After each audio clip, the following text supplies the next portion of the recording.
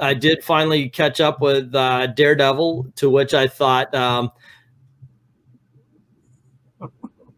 you want to do the thumbs up and thumbs down? Here's the thing.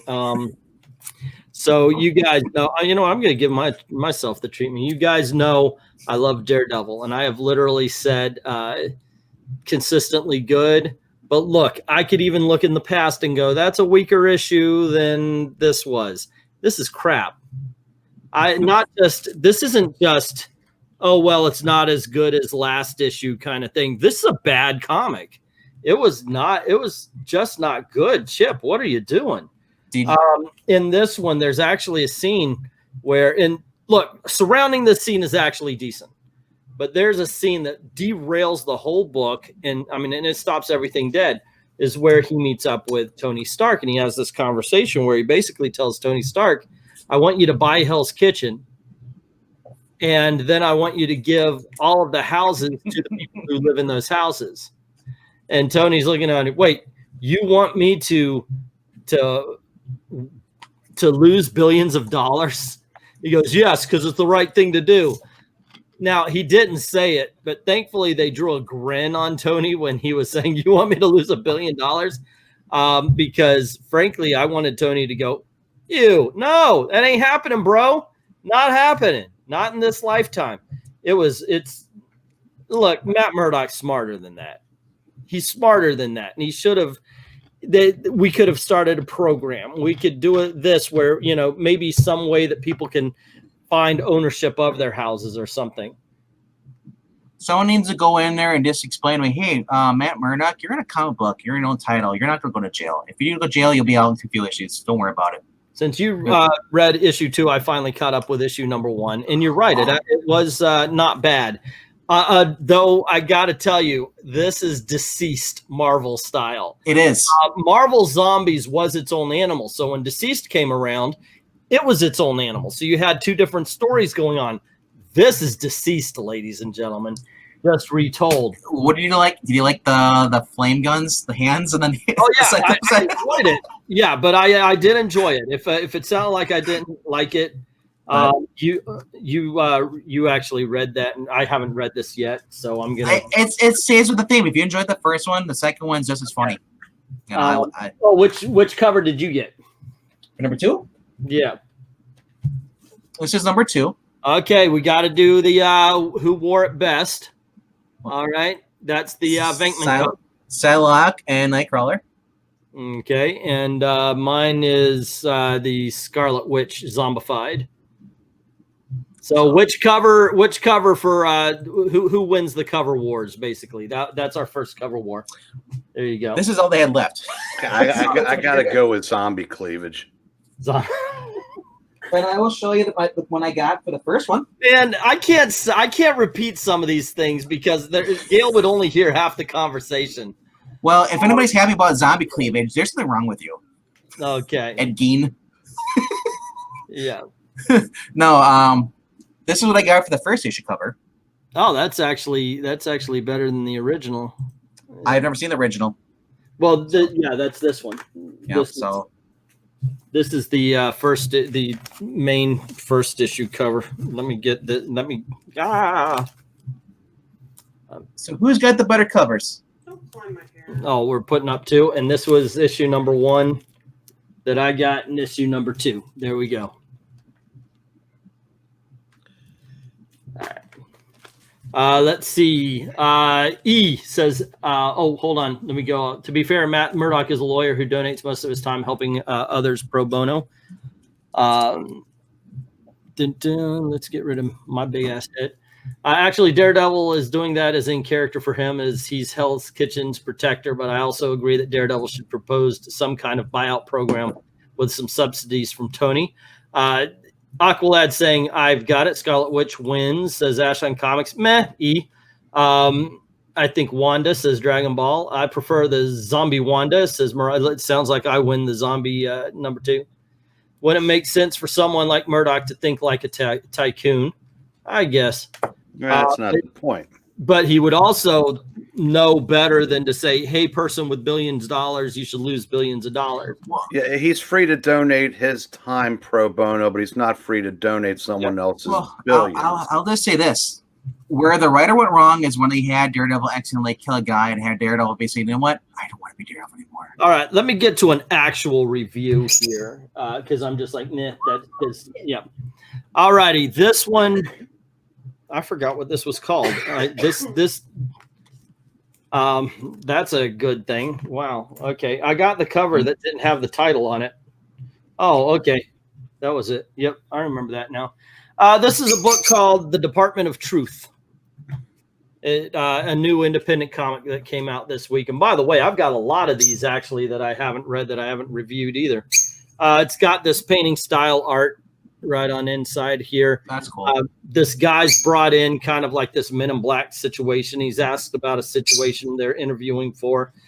He thinks it's all, of course, he's going to get killed and everything. But turns out that they're the Department of Truth. They know the ins and outs of the government, what's conspiracy, what's not conspiracy, and so forth, so on. This is, gosh darn it, I'm sounding like a douche today. Don't say it. But in all honesty, I read it and I was like, well, this is a bit pretentious.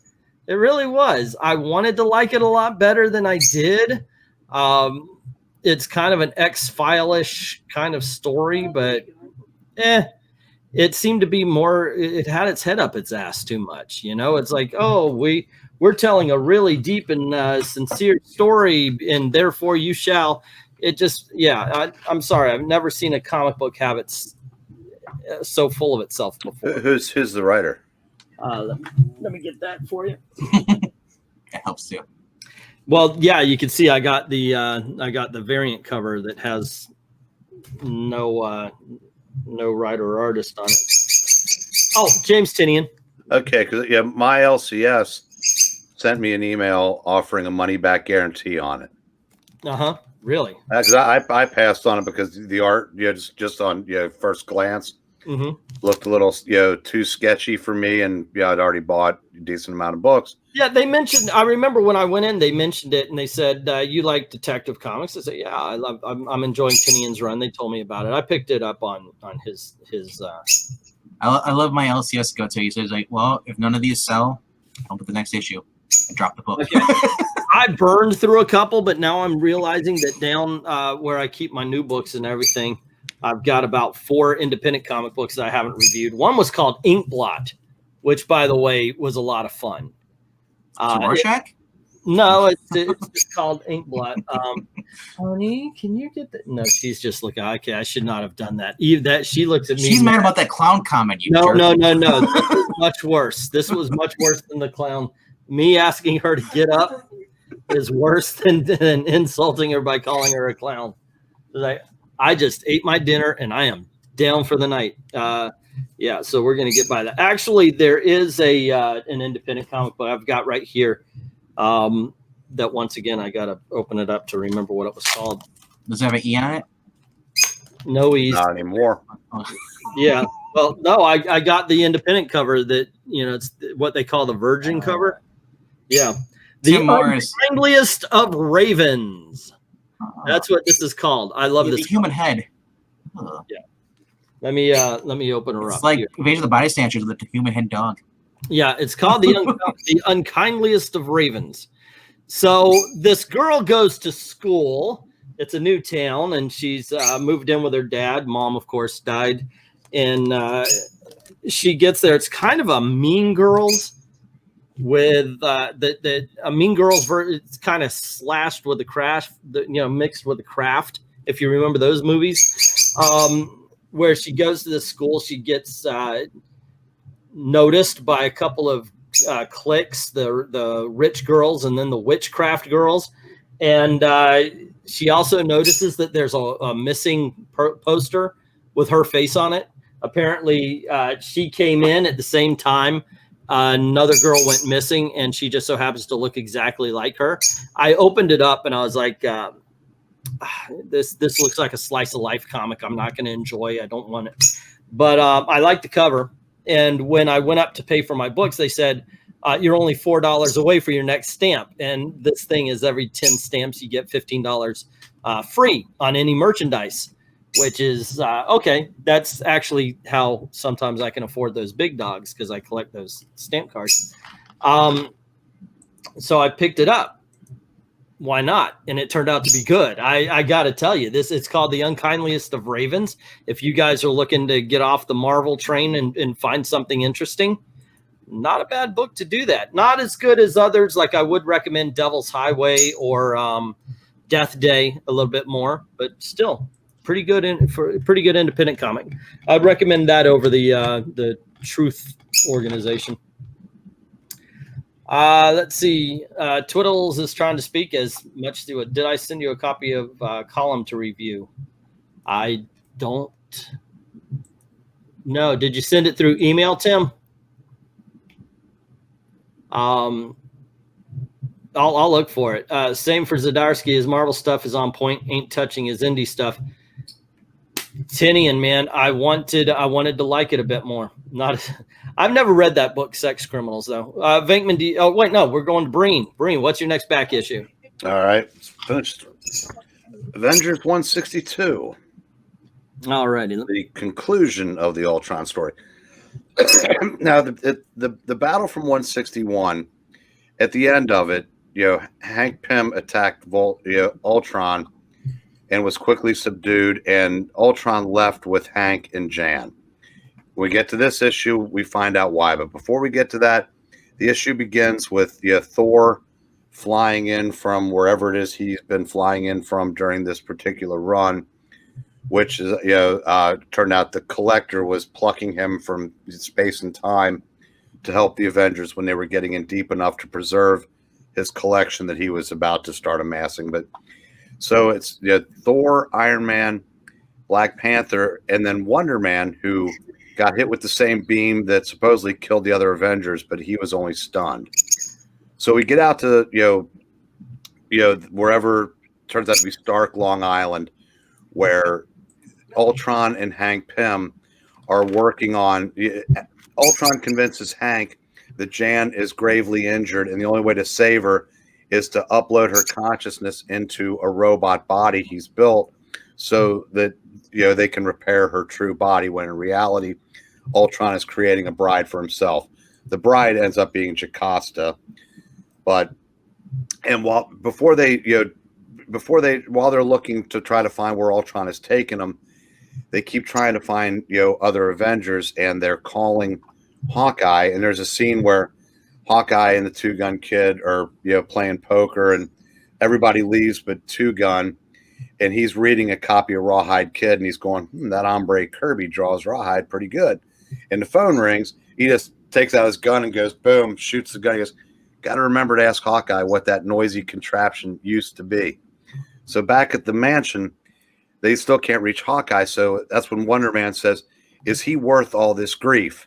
And that's where Thor says, when thou hast proven thyself 1,000-fold, thou mayest question the worth of Hawkeye. Now I will disregard thy careless remark this time. And they end up finding out where Ultron is, where he is. They go off to fight him. They show up. Ultron lets it slip that the Avengers aren't dead, but merely in a coma. And they can't defeat him because he's indestructible. But they do end up holding him down while Iron Man, by this time, Jan's consciousness is almost all the way into the robot, and Iron Man has her in a headlock with his repulsor, about to go through her head. He goes, basically said, surrender now or I'm killing your bride. And so he takes off, and they're trying to, at the end, they've saved the day. Jan's consciousness is back into her, and they thank her for sending out sending the ants to let him know where she was. And she goes, I didn't do that. He took my cybernetic helmet. I had no way to contact it. Turns out it was Jocasta that had enough of Jan's consciousness to send out an alert to the Avengers to know where to come to find her. So it's kind of a neat little book, because it was starting to, Wonder Man was starting to get a healthy fear of death again. And it kind of moved the players closer in a position for the Korvac saga. This is something that Shooter was writing for about a year and a half, and there's some great books in that, and this story is definitely one of them. All righty. I've read that book. I remember that. That was actually pretty cool. Let's see. The Ultron storyline in these issues has huge Oedipus tone, says Maranya. Yep. Comic Quirks. Walker is the co-creator of Naomi and co-writer of Young Justice, and just won an Eisner for Best Ongoing Series, Bitter Root. Let's see. Sure, reach out to me. I'll make sure I'll mail you a copy. I think we follow each other. All right, Tim. Will do. Hey, Snatch, what's up? And Rob Link Prod is the comic Twitter, and you can message me directly. Well, there you go. For everybody, you want to look for Tim's book. At Rob Link Prod is his comic book on Twitter. We'll have him on next week or so. We'll come and promote it. Send me a copy. I'll do a review. I will warn you, my loyalty is to the viewer. So if it's good, I'll say it's good. If it's not, or if I see things that to criticize, I will. I told Tim Lim the same thing. I'd love to review your books, but I have to be very honest. So there you go, gang. That is another bunch of reviews. What do you think? Let us know in the comments below. Don't forget to click like, share, subscribe, ring the notification bell, of course. And heck, if you don't mind helping out the channel, go on over to Patreon or to Ko-Fi, drop $1 in the till. Helps keep the lights on. Helps keep making videos for you. Thank everybody who's already done that, and to everyone, all of the true believers, thank you very, very much for watching.